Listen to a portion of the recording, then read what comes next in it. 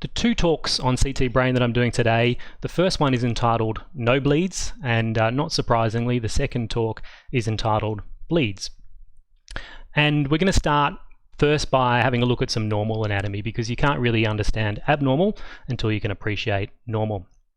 So here is a normal CT brain in a young adult patient, and I really like to start on the first few slices up towards the vertex to get my eye in before you get distracted by things further down. So stop on a slice like this, and there's lots and lots of information that you can get.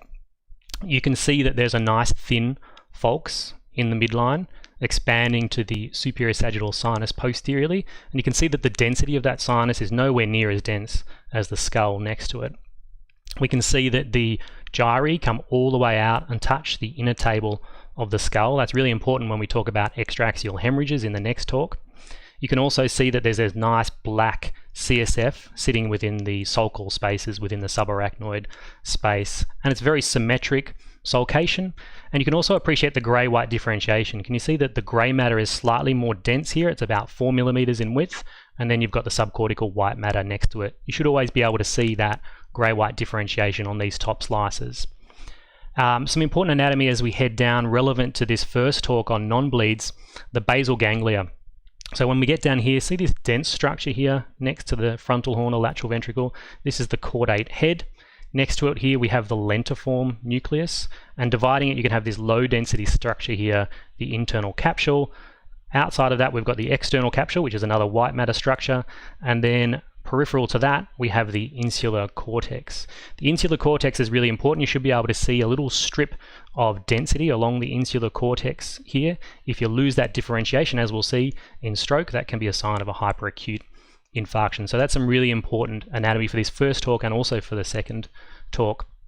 The ventricles are important. In this talk we're really going to emphasize the temporal horns of the lateral ventricles, these little things out here. They should be very, very small. It's the first part of the ventricular system to dilate in hydrocephalus, so it's a really useful check area. Also the midline, you want to see the midline measured here, septum pellucidum in the midline, and we're measuring displacement from that to get our midline shift, also known as subfalcine herniation. Continuing down some more important anatomy, I just want to point out on CT scans you often get this patchy low density that runs through the brainstem on your CT scans, and that's due to beam hardening artifact from all the dense bone that's in that area. There's another important structure here called the dentate nucleus, which is kind of similar to the basal ganglia, so a grey matter structure here medially within the cerebellum. The fourth ventricle is a really important structure in the posterior fossa. Any mass effect in the posterior fossa can efface that, can cause obstructive hydrocephalus. And then continuing our journey down, finally here we have the foramen magnum with the brain stem sitting within it here, the upper cervical cord, vertebral arteries nicely outlined by black CSF here, and a little bit of tonsils coming down. That's normal. The tonsils are allowed to come down by about 5 millimeters or more, or no more than that. Okay, so that's a little bit of brief anatomy relevant to this first talk. This is just an older person's brain showing exactly the same thing, and I just want to point out how you can still see that nice grey-white differentiation. In fact, it's often even more heightened in older patients because they get white matter hypoattenuation, and you can see that the gyri still come all the way out and touch the inner table of the skull. We've still got that nice differentiation of the white matter here, the internal capsule, with the basal ganglia next to it. Beautiful example of the insular cortex here. You can see that strip of insular ribbon with the low density external capsule next to it. Temporal horns, again, here's the temporal horns, much bigger in an older patient. And again, that patchy low density in the brainstem just due to normal beam hardening artifact. So time for our first live poll question. So I want to know which of these are causes of cytotoxic edema. This first talk is really going to focus on the two major types of edema that happen in the brain, those being cytotoxic and vasogenic. So I want to know which of these processes, and you can select more than one: infarction, abscess, HSV encephalitis, GBM, and metastasis. Which of these cause cytotoxic edema? I'm going to pause here just for a few seconds just to give people time with the lag of live streaming to hopefully put in some answers for us.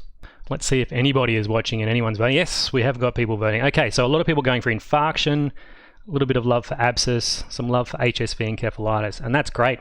So these two are the answer: infarction and HSV encephalitis. The other three cause vasogenic edema. So let's talk a little bit more about that. So cytotoxic edema is basically due to cellular death. The sodium-potassium pump stops working, and you get this hypoattenuation, this fluid in both the white matter and the grey matter, and so you get this loss of grey-white matter differentiation here. So you can see how right from the ventricle here all the way out to the inner table of the skull, you've lost the ability to tell the difference between grey matter and white matter. And this happens, as we said, in infarction. That would be the stereotypical example of cytotoxic edema. It also happens in HSV encephalitis and in hypoxic ischemic injury, which is basically a global infarct of the brain. As opposed to this appearance, so this is vasogenic edema. This is not due to cellular death. This is due to breakdown of the blood-brain barrier, allowing fluid to leak out, particularly into the white matter, and you preserve the density of the grey matter. So you can see here you've got actually heightened grey-white differentiation, haven't you? Really low density white matter and normal preserved density of the cortex. So this happens in processes that break down the blood-brain barrier. Tumours, metastases and abscesses are what does that. Okay, this patient here, let's have a look. This CT brain, it looks quite normal on first inspection. If we look up at the vertex, we've got excellent grey-white differentiation between the cortex here and the adjacent white matter. Nice symmetric sulcation, black CSF, and the gyri going all the way out to the edge. Nice thin folks in the midline. But as we come down to the basal ganglia in this patient, hopefully you can perceive here on this slice that we have a caudate head normal density on the right-hand side, but on the left-hand side, we've lost the ability to see that. So we've lost grey-white differentiation of the left. And if we come down a little bit further, here's the lentiform nucleus on the right-hand side, and here's that nice insular cortex.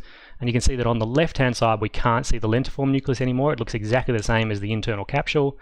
And you can also see that the insular cortex, we've lost that ribbon. So this is called the loss of the insular ribbon sign, and this is a sign of hyperacute MCA territory infarct. This is the lateral lenticulostriate territory, perforators which come off the M1 segment of the middle cerebral artery. And this is the area that's most susceptible to MCA infarction because it doesn't have any collateral supply. It's directly supplied off the M1 segment, whereas the cortical portions of the MCA territory are going to have anastomoses, aren't they, with the ACA and the PCA. As we come down further on this patient, you can see here that their middle cerebral artery here, which we spot in the Sylvian fissure, is hyperdense. If we have a look on the contralateral side, the normal density of the middle cerebral artery should be about that of the brain parenchyma next to it. So in fact, it should be relatively hard to see in a young patient unless it's outlined by some CSF, like in this case.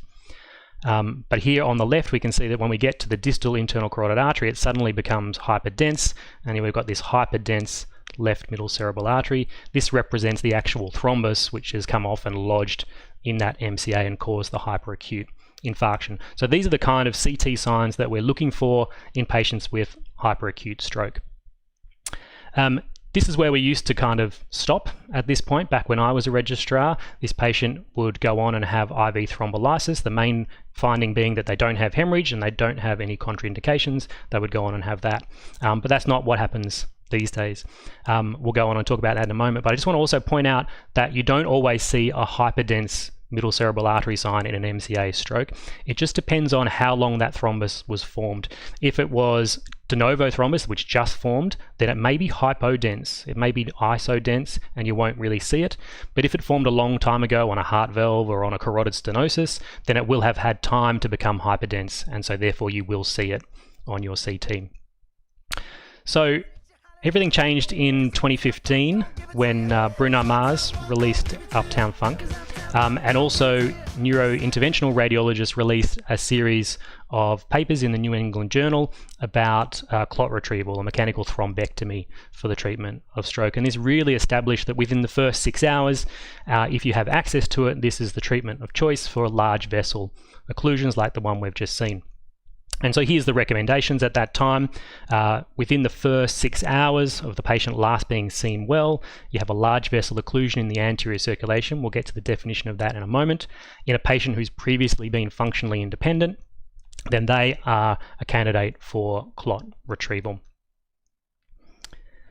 Here is the definition of large vessel occlusion in the anterior circulation. We're talking about a thrombus that lodges within the internal carotid artery and then extends into the M1 segment of the MCA, A1 segment of the ACA. We call that a T occlusion. An L occlusion if it just goes from ICA into the M1 segment of the MCA, and an isolated M1 thrombus. So these are all considered large vessel occlusions and the ones that were treated in those groundbreaking studies. Within that first 6 hours, this is all you need. You don't need CT perfusion to prove that the patient will benefit from mechanical thrombectomy. But you also need to look at the CT brain to make sure that they haven't infarcted a large amount of the brain already. And for that, we use the aspects score. The aspect score is scored out of 10 and you lose points. So if you're normal, you're 10 and you lose points for every one of these territories here which have become hypodense or lost grey-white differentiation. So if you lose caudate head, internal capsule, lentiform nucleus, insular cortex, you're losing 4 points, so you're getting down to a score of 6. And you need to have a score of 6 or more to be considered for clot retrieval within that first 6 hour period. So the CT brain, the non-contrast CT brain, is still important from that perspective. CT angiogram to look for the actual thrombus. So that was in 2015 within 6 hours, but it became fairly obvious that one person may infarct their MCA territory and it may take 6 hours for the whole of that vascular territory to become infarct core, which is indicated by the red bit, whereas another patient may take 16, 24 hours before that whole MCA territory becomes infarct core. And wouldn't it be nice to predict which patients have got a little bit more time and therefore offer them mechanical thrombectomy as well? And so that was 2018, and Bruno Mars, of course, was back with 24 Karat Magic, winning a Grammy for it. I actually auditioned for this film clip and got knocked back. I don't know why. Still livid about that. And in 2018, the researchers were back as well. Okay, and so we had the Dawn trial and the Diffuse 3 trial, which showed within 6 to 24 hours or 6 to 16 hours dramatic benefit from doing a clot retrieval in these patients, but they used CT perfusion or MR perfusion to decide which patients had a big ischemic penumbra that was able to be saved. And you can see here 33% and 28% increase in functional independence at 90 days. And so the guidelines also changed. So this is the American Heart and Stroke Association guidelines. So within the first 6 to 24 hours now, if the patient was last seen well, large vessel occlusion in the anterior circulation, previously functionally independent, and a large penumbra, small infarct seen on perfusion imaging, then that patient is also supposed to, ideally, in an ideal world, get a clot retrieval. So this is what the modern stroke protocol should look like, especially if you have a clot retrieval service available to you. So you start with a non-contrast CT brain, and for that you're really looking for, is there any blood? Because if there's any blood, if there's any hemorrhagic transformation of an infarct, you're not going to go on and do any treatment. The second thing you're looking for on that is also your aspects score. You also then need to look at the vessels for the occlusion itself. You can do just a circular Willis angiogram, but it's worthwhile actually doing a carotid angiogram at the same time, because remember, the interventional neuroradiologist is going to have to come up those vessels and they want to know whether it's tortuous, whether there's a carotid stenosis that needs to be treated along the way. So it's worth doing a CT carotid angiogram and circular Willis angiogram at the same time. Obviously, you're looking for that large vessel anterior circulation occlusion, one that you can then retrieve. You're looking to assess the collateral supply, which also may influence decision making in some patients, and access, as I said, is there a carotid stenosis or is there a tortuous origin to the carotid artery? And finally, you're doing a CT perfusion study, particularly if the patient is outside that initial 6-hour window and you're looking for a penumbra on that. So let's have a look at a patient. This is a 60-year-old male, sudden onset left-sided weakness 40 minutes ago. And we can scroll through this CT as much as we like. We can squint at it. But the basal ganglia, the grey-white differentiation looks perfect. You can look at this middle cerebral artery here as much as you like, but the density of it is identical to everything else. So there's no definite CT, non-contrast CT brain evidence of an infarct. But we're not doing it that. We're doing it to look for any hemorrhage, and there's no hemorrhage. So we proceed to the CT angiogram. When we look at this CT angiogram, head down, let's start at the bottom here. You can see a nice internal carotid artery on the left here, a lot less enhancement on the right hand side, and as we come up, you can see the right internal carotid artery disappears here, and you're missing distal internal carotid artery, the A1 segment of the ACA, and the whole of the M1. Let's have a look at that on the coronals as well, just to give you another look at it. So here's the normal left-hand side, nice T junction here, M1 segment of MCA, A1 segment ACA, and you've lost it on the left-hand side. So this is one of those T occlusions, very much amenable to clot retrieval. CT perfusion study, we didn't really need to do it because the patient only had symptoms onset 4 hours ago, but if you have access to it, it's useful to do it, especially to get experience with CT perfusion. So we look at the Tmax, and we define Tmax greater than 6 seconds as our ischemic area. So this is the area that's at risk of infarction if nothing happens. Tmax is basically a measure of how long it takes before the contrast in that area gets to its maximum attenuation level. So how slow contrast is moving into that tissue. And you can see here that the Tmax greater than 6 is corresponding, as we know, to the right MCA territory. So it's showing there's a huge area of ischemia here. This is the cerebral blood flow less than 30%, and that's what we use to define our infarct core. So this basically is more of a measure of how much blood at any point in time is moving through that tissue. And we can see here that there's only a tiny little bit of infarct core. See this pink bit here, and on this slice another bit of pink. Okay, so a small infarct core, large area of ischemia. The difference between the two, or the mismatch, is our ischemic penumbra, and that's the tissue that we can save by doing a mechanical thrombectomy. So this patient went on into the interventional radiology suite, and you can see here, here's the initial angiogram, and the internal carotid artery just stops, and we get no flow going into the M1 or the A1. And then a stent retrieval device is passed through the thrombus and removed. There are a few different types, so we won't go into the details of that. And then you can see after the retrieval, beautiful example of the T opening back up. The clot's been retrieved. There's still a little bit of thrombus here in the M2 branch, in one of the M2 branches. You can see here there's filling coming down here and then stopping. So it's not a complete resolution of the thrombus, but far, far better than that initial massive occlusion. Of course, you then take a picture of the thrombus because you're proud of yourself. And then here's an MRI scan in the same patient 6 days later. And this is really the moment of truth, isn't it? How much of that area has infarcted. And this is the sequence of truth, the diffusion weighted imaging. This shows you bright areas are areas of cytotoxic edema, areas of infarction. You can see here there's some patchy DWI hyperintensity within that lateral lenticulostriate perforated territory. Not surprising given there was an M1 thrombus, but very little. And then as we come up more superiorly, we can see corresponding exactly to where we had that pink area on our initial CT perfusion, we have an infarct, but we've saved the rest of that territory. Unfortunately, this corresponds to the precentral gyrus, the hand bump, so the patient is going to have motor dysfunction likely in their left hand, but much better than having a massive complete MCA territory infarct. So I'm going to do another live poll now. Let me just scroll across and trigger that for you. So I'm going to show you a scan, and Bruno's going to show you a scan, and I would like you to tell me whether this is an ACA, MCA, PCA, SCA, PICA, or AICA, and if you don't know what they are, good luck. Territory infarct, okay? So I'm going to scroll through this one for you now, and if you're not twisting your head to the side right now, then you're abnormal. So I'll scroll through, I'll come back up again. Might slow down a little bit for you. How does that sound? Okay, so have a look at, so you're looking basically for cytotoxic edema, aren't you? Loss of grey-white differentiation. Where do you see it in this patient? So stick a vote in there for me now, and we'll see how you're doing. All right, well, overwhelming people are going for the ACA, and look at it now, everyone's going to go for it now that I've revealed that that is the winner. Okay, so this is an anterior cerebral artery territory infarct, and if we look at this slice here, you can see the superior frontal gyrus on the left-hand side looks fantastic. Look at the grey-white differentiation here.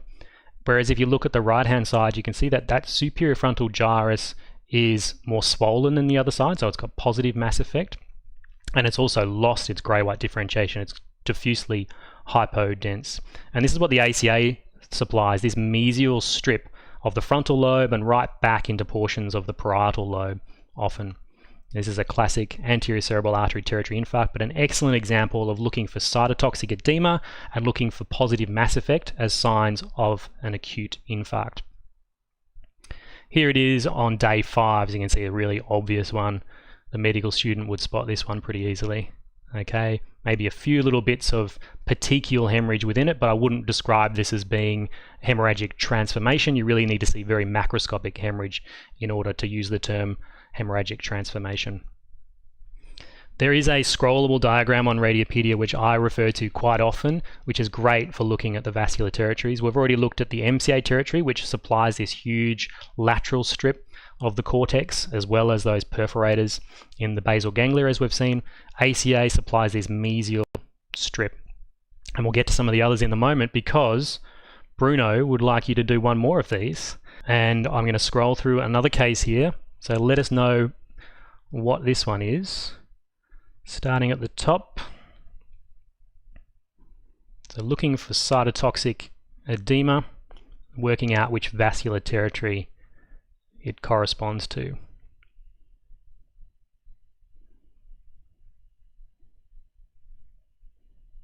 Scroll back up for you.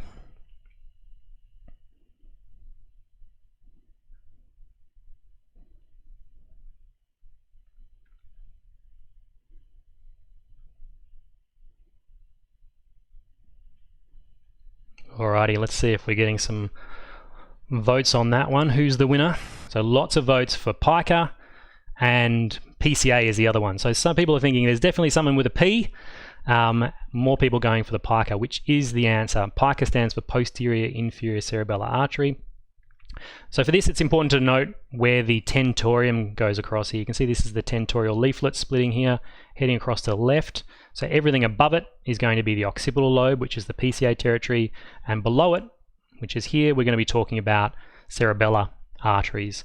Up the top, we have a superior cerebellar artery territory, and then down the bottom and posteriorly, we have the posterior inferior cerebellar artery, which is the one that's infarcted here. Beautiful example again of cytotoxic edema. You can see that the hypoattenuation extends and destroys the grey matter, so it goes all the way out to the skull. So cytotoxic edema rather than vasogenic edema.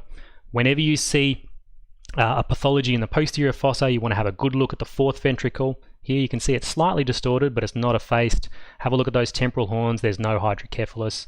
Follow it down and have a look at the foramen magnum to see whether there's any tonsillar herniation. You can see here that the tonsil is infarcted on the left-hand side. See that? It's hypodense compared to the other side, but there's still a fair bit of CSF outlining our upper cervical cord here, so there's not too much trouble there. However, the edema will get larger within the first few days, so the patient is not out of the woods. Here's a diagram of that just to show you the vascular territories. So we've done those superior ones. Here's the superior cerebellar artery here, continuing down. Anterior inferior cerebellar artery is the other vessel in the cerebellum. That supplies the middle cerebellar peduncle and this little anterior bit. And then this big purple territory here is the posterior inferior cerebellar artery, including the tonsil. So this is another patient with a pica infarct, and this is much more a few days later, and you can see how much mass effect this has got. The fourth ventricle you can't really see anymore, it's distorted. If we scroll up and have a look at the temporal horns, look how big they are. There's very little CSF in the sulci here, but there's massive temporal horns. That indicates that there's hydrocephalus, obstructive hydrocephalus, due to this pica infarct. And if we come down to the foramen magnum here, we have our cord. We have a tonsil on one side, we have an infarct tonsil on the other side, and we've got no CSF really outlining this cord. So this is getting squashed, so the patient is coning. And this is where a decompressive craniectomy is useful. So you can't really do anything about the infarct itself, but you can reduce the mass effect by doing a decompressive craniectomy, or at least putting in a ventricular drain to relieve this pressure of the hydrocephalus in the supratentorial compartment. So just to emphasize that further, mass effect in the posterior fossa is critical. Always look at the fourth ventricle for effacement, look at the foramen magnum, and look at those temporal horns for signs of obstructive hydrocephalus. And just for completion, here is a posterior cerebral artery territory infarct. You see how it's hypodense, It's extending all the way out to the skull, all the way out to the folks here. So this is definitely cytotoxic edema. And in fact, if we look on this slide, you can tell that there is positive mass effect as well. See how the trigone of the lateral ventricle on this side is quite large, normal, and it's squashed on this side. Okay, so always look, what is the infarct doing to the ventricles or the sulci to get an idea of whether it's got positive or negative mass effect. This has clearly got positive, so this is definitely an acute or very recent PCA territory infarct, and it extends quite a way into the posterior aspect of the temporal lobe, so it's worth knowing that. Also involves posterior aspect of the hippocampus. So that is the posterior cerebral artery territory infarct. This is obviously MCA territory infarct, isn't it? It's beautifully sparing the ACA territory and the PCA territory. This is an old infarct, and you can tell not only because it's really low density, approaching that of CSF, but also that there's dilatation of the ventricle. So there's a negative mass effect. We call this ex vacuo dilatation if you want to sound fancy. So I encourage you not just to look at the density of an infarct, but also to look at the mass effect. Has it got positive, neutral, or negative mass effect to help you decide whether this is new or old? I mentioned when we were looking at the brainstem earlier that you often get hypoattenuation running through the brainstem due to due to beam hardening artifact. However, if you do see in a patient who has stroke symptoms, if you do see hypoattenuation which is localized and respects the midline, so it's only on the right or on the left in the right setting, then this could be in keeping with a brainstem infarct, and I would raise the possibility of that and recommend an MRI to confirm it. Okay, so if you see hypodensity in the midbrain or the brainstem and it respects the midline, think about a brainstem infarct. Here it is on MRI, a different patient. Look how beautifully it respects the midline. These are perforator infarcts of the pontine territory. And again, DWI is the one we want to look at for cytotoxic edema. It's light bulb bright, and this is going to be light bulb bright within a few minutes of the infarct actually occurring. Another advanced tip, if you have an unconscious patient and you're not sure why, and you do a CT brain and it looks completely normal, then have a particular look at the basilar tip for a hyperdense basilar tip. This could be a thrombus there, and the little area that's supplied by the basilar tip is susceptible to making the patient go unconscious, and everything else on the scan looks very normal. So as we saw earlier with the MCA, here's a normal density of the basilar artery coming up here in the prepontine cistern, and then when you get to the tip of it, see how it becomes very, very hyperdense all of a sudden, and that is the only finding on this study. Everything else looks perfectly normal. Okay, so if you've got an unconscious patient, GCS3, and you're not sure why, have a look at the basilar tip for a thrombus. The test again here is a CT angiogram, and you can see here that the basilar comes up and then just stops. You've got a posterior cerebral artery here is supplied by the PCOMs, which is great. The superior cerebellar artery on the left is still enhancing, but the right superior cerebellar artery is not enhancing, and it's the little perforators that come off the top here which are going to cause the patient to lose consciousness. Clot retrieval wise, you have a lot more time in the posterior fossa to retrieve it. The risk versus benefit equation, if you don't do anything, the patient is going to die. So it's definitely worth trying to do a thrombectomy in these posterior circulation thrombus.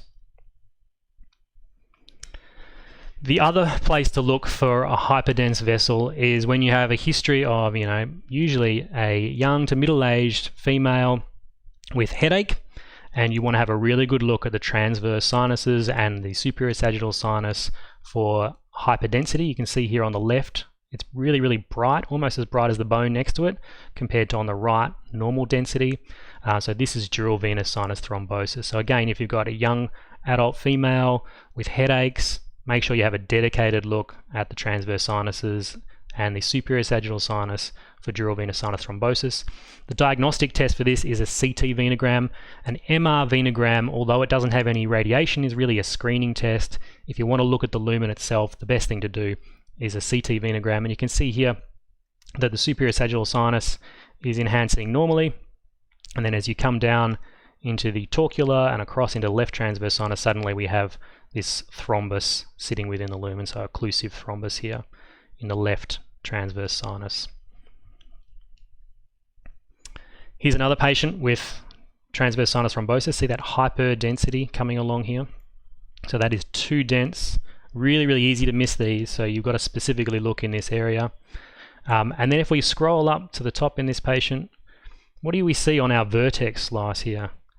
Doesn't really look symmetrical, does it? It looks normal on the right-hand side. We've got grey-white differentiation, nice sulcation, gyri going all the way out to the edge.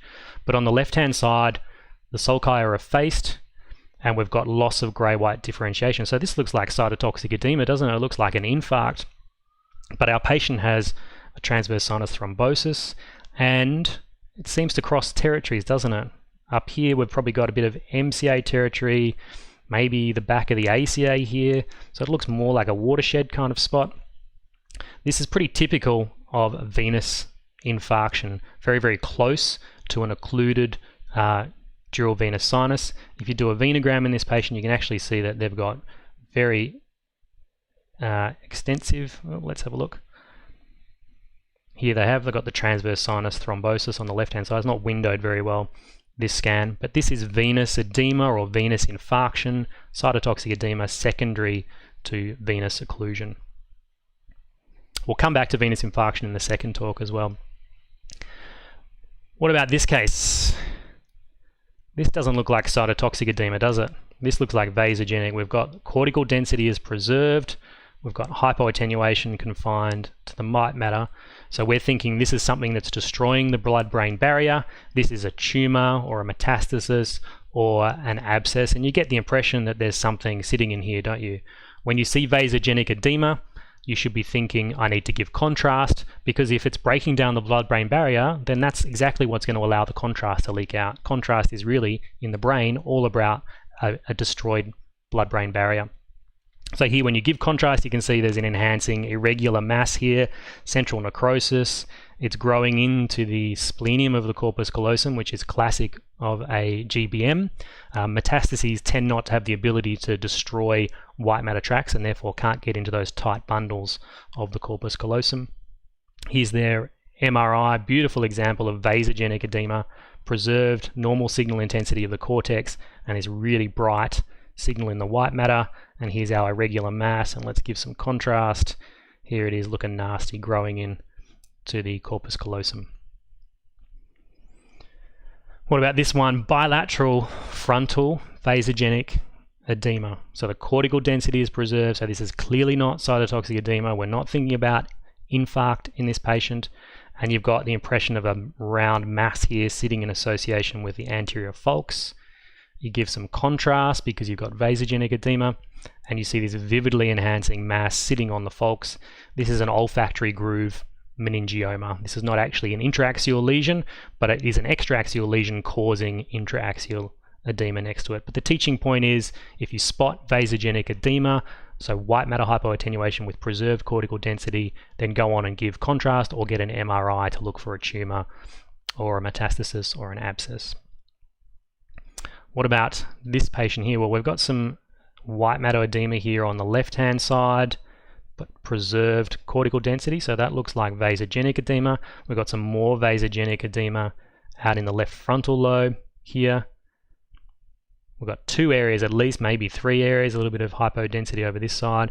We give contrast, and sure enough, we've got multiple enhancing, solidly enhancing lesions. Here's a ring enhancing lesion. Here's another ring enhancing lesion. Multiple, therefore this is most likely cerebral metastases, which is what it was. So look for the vasogenic edema, give the contrast to find the enhancing lesion. What about this patient? Again, vasogenic edema in the frontal lobe, very extensive. The cortical density is preserved. You've got this lesion, which even on non-contrast you can see the rim of. It's got a low density center. It's causing mass effect and effacing the frontal horn of the right lateral ventricle, and it's kind of pointing towards it. When we give contrast, you can see it's enhancing peripherally, and again pointing towards that frontal horn of the lateral ventricle. The teaching point here is, if there is any clinical concern that the patient may be septic, then this needs to be considered an abscess until proven otherwise. And the diagnostic test for the abscess is going to be an urgent MRI. This is the kind of MRI that needs to be done any time of day, in the middle of the night, whereas a tumor or a metastasis, that can wait before it gets an MRI scan. An abscess needs a scan immediately so that the neurosurgeons can plan to go and drain that abscess. And on MRI, again, we see that nice vasogenic edema. We see that peripheral enhancement pointing towards the lateral ventricle. And the most important thing to differentiate it from other causes, such as a metastasis or a tumor, is the central high DWI signal, which is due to pus. So central high DWI signal in the non-enhancing component of the lesion. This is pus within an abscess and needs urgent drainage. If this ruptures into the ventricle, the patient will die very, very quickly. So, final little live poll for this section. Let's trigger that for you. So I'm going to scroll through a case and I want to know whether this is cytotoxic or vasogenic edema. The patient had acute onset left-sided weakness and a seizure. So let's have a look here. So cytotoxic or vasogenic.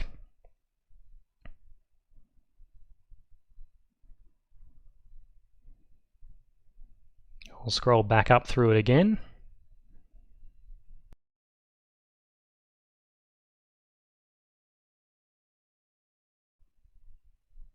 What do you think? Is that cytotoxic? Therefore, is it an infarct? Or is this vasogenic and therefore is there a tumor or an abscess or a metastasis underlying it? What are your thoughts? Good. Lots of people going for vasogenic. Not much support for cytotoxic. And this is vasogenic. I think it's actually hard, this case. There are areas that look almost cytotoxic, don't they? You can almost see the hypoattenuation extending all the way out to the skull here. But there are other areas where the cortical density appears preserved. Certainly the caudate body here looks preserved in its density. But it's a little bit difficult. Some slices here look like the cortex is involved in the hypoattenuation. The teaching point here is if this is an infarct, then you can't do anything about it anyway. But if this is an abscess or a metastasis or a tumor, then you want to know, and because you can potentially do something about it. So if you're thinking, could this be cytotoxic or could this be vasogenic, err on the side of going, oh, this could be vasogenic, I should give contrast to look for an underlying lesion. If it ends up being a stroke, then that's fine, but it's all important to find that underlying lesion. So we give contrast in this patient, and sure enough, there is a peripherally enhancing lesion here, centered in that edema. This was actually a cerebral abscess. Patient had an MRI.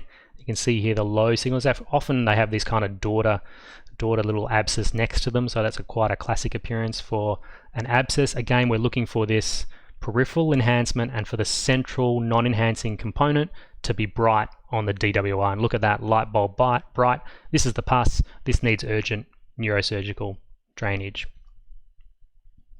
Final case in this section. So this is a 90-year-old female with a disturbed level of consciousness and a mild fever. And I'm showing the history here because I wouldn't really think of this diagnosis on the scan without knowing that the patient had a fever and disturbed consciousness. And really what I'm looking for when I hear that history is, could this be HSV encephalitis? And the signs on CT are very, very subtle. There's nothing wrong in the superior parts. The patient's obviously got some age-related cerebral atrophy. And the findings on this scan are really, really subtle. HSV encephalitis tends to involve the temporal lobes. You can see here the left temporal lobe is atrophied, whereas the right looks kind of swollen. It looks much bigger. The sulci are smaller on that side. And as we come up again, we've got some hypoattenuation within this right temporal lobe. And the temporal horn looks smaller, doesn't it? Probably because this area is swollen. But that's about all we see. Just a vague hypodensity in the anterior temporal lobe here. MRI is really, really useful in the diagnosis of HSV encephalitis. It has very stereotypical appearances, and obviously a lumbar puncture is important to confirm the diagnosis as well. Here again is that DWI sequence, so we're looking for cytotoxic edema in this case, HSV encephalitis. It's bright here, involving the cortex, comes up and involves the insular cortex, also involves the hippocampus, this little area around here, but it spares the basal ganglia, and this is classic of HSV encephalitis. An infarct wouldn't do this. If you involve the insular cortex like this, you should probably also infarct the basal ganglia. This is also crossing vascular territory. Some of this will be middle cerebral artery territory, some of this will be posterior cerebral artery territory. So you've got crossing vascular territories, you've got sparing of the basal ganglia. This is classic of HSV encephalitis, and this needs rapid treatment to save the patient's life. So in summary, for this first talk, we learnt about the difference between cytotoxic and vasogenic edema. So cytotoxic edema, when you see that, think infarct, look for a large vessel occlusion with a CT angiogram and consider CT perfusion study if the patient's in a window for a retrieval. Vasogenic edema is due to breakdown of the blood-brain barrier.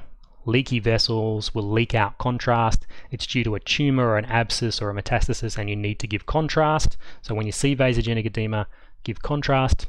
And always in the back of your mind think, could it be an abscess? Because that's the one that needs to be investigated rapidly and treated rapidly. So get an urgent MRI in those cases.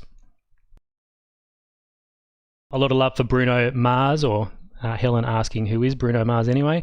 Lymphoma should be ruled out as well when there's vasogenic edema. Absolutely, lymphoma is going to cause vasogenic edema, so that would be included when I said tumor. Lymphoma on CT brain is often a very uniformly dense lesion and enhances very uniformly, whereas the examples we saw there were very heterogeneous and peripheral in their enhancement, which is much more common in metastases and GBM, but definitely lymphoma causes vasogenic edema due to breakdown of the blood-brain barrier. How much contrast do we use for perfusion CT? Yeah, we use extra contrast when we're doing perfusion CT. And I saw someone asked, what can you do if someone has a contrast allergy here? Yeah, stroke protocol plus contrast allergy.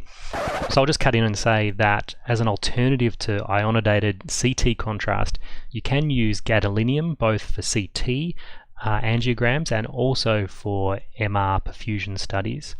And you can also even use gadolinium for conventional angiography and during a mechanical thrombectomy. I don't really have any direct experience with this, however. Alright, so on with my answer. You can do MRI, which doesn't require contrast to look for an infarct, and you can do time of flight angiogram, which is without contrast, to see a large vessel occlusion. But yeah, it is difficult if a patient has contrast allergy. Any other little questions here? Yeah, is diffusion weighted imaging an alternative to CT in hyperacute stroke? Yeah, absolutely it is, if you have access to it. A lot of places, if they do have rapid access to MRI, can get the patient in, just do a limited DWI sequence to diagnose a hyperacute infarct, but it doesn't really come into the decision making often with clot retrieval. So a CT is fine, and you can do CT perfusion and large vessel occlusion with your CTA. So at the Alfred here, we do everything with CT, and the MRI is really down the track to look for the end result of how the patient has progressed. Sometimes difficult to assess hyperdense sinuses in brain despite not being hyperdense. These show sinus thrombosis. Yeah, as I said, sometimes the thrombus, if the thrombus forms very acutely, it takes a while to become hyperdense, and it can also depend on how much beam hardening you've got going, because it's right next to the skull, so it can be hard to get a nice density going through those sinuses, those dural venous sinuses. So yeah, it can be difficult. And as I said, it's the kind of diagnosis you just need to have in the back of your head. If the patient has headache, particularly if they're a young adult female, then think about dural venous sinus thrombosis. And if you're still concerned after a normal CT, get a CT venogram.